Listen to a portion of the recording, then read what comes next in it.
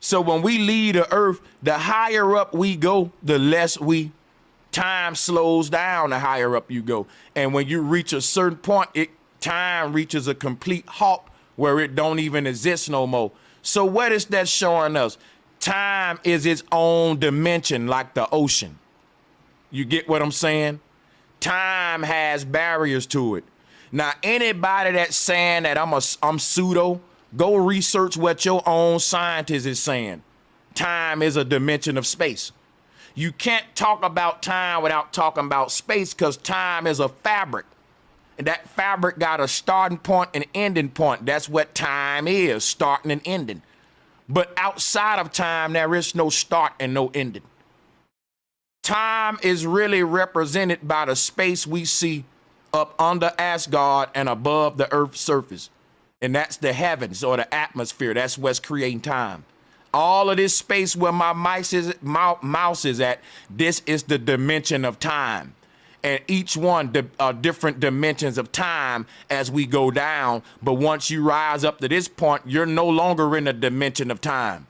You have now risen above time, is what I'm saying, into a timeless reality. There's a part of us that's connected to Asgard. That is the soul. It is timeless. It cannot age. But the part of you that's connected to this body, this body, right? That part of you that ages because it exists down here, home of the humans, under time. But there's a force inside of your body that exists above time. And and that's why we can't stay in these bodies forever, because that beast got to be unleashed. Check what I'm telling you. You got infinity in the middle, but what's wrapping infinity up is time. Think of a chocolate-coated peanut. The chocolate coating is time. The core, that peanut in the middle, that's infinity. So in order for us to get to the infinite part of ourselves, how many licks does it take to get to the center, to the sweet spot? Because when you eating a sucker, it's sour at first. The shell of that sucker is very sour and tart. And when you get to the middle, it's sweet bubble gum. The sweet spot, they're literally dealing with this same sacred geometry. That's why they got the wise old owl. But how many licks does it take to get to the center? How many lives? How many incarnations? How many veil rippings does it take for you to get to your most innermost self? Every time you incarnate, you're ripping back a veil.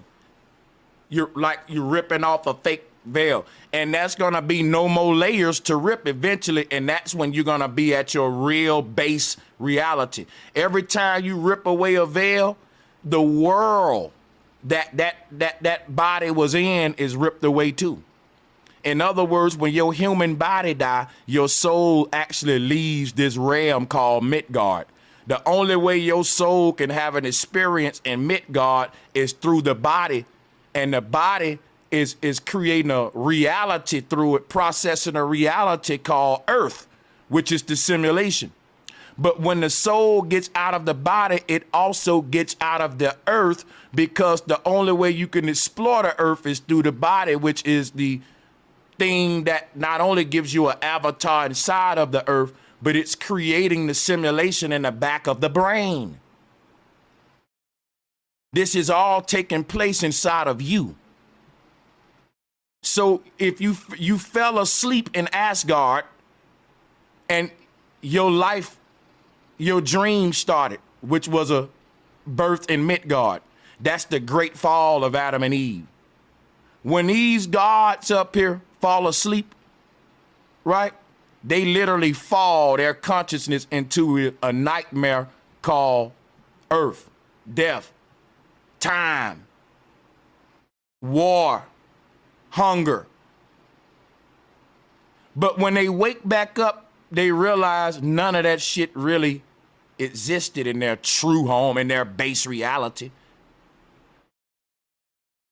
You see, It's no different than you falling asleep tonight and the boogeyman chasing you. And soon as he stab your ass, you wake right back up in your bed just as safe as you want to be, right? Life is but a dream. And it's a dream that a God is having.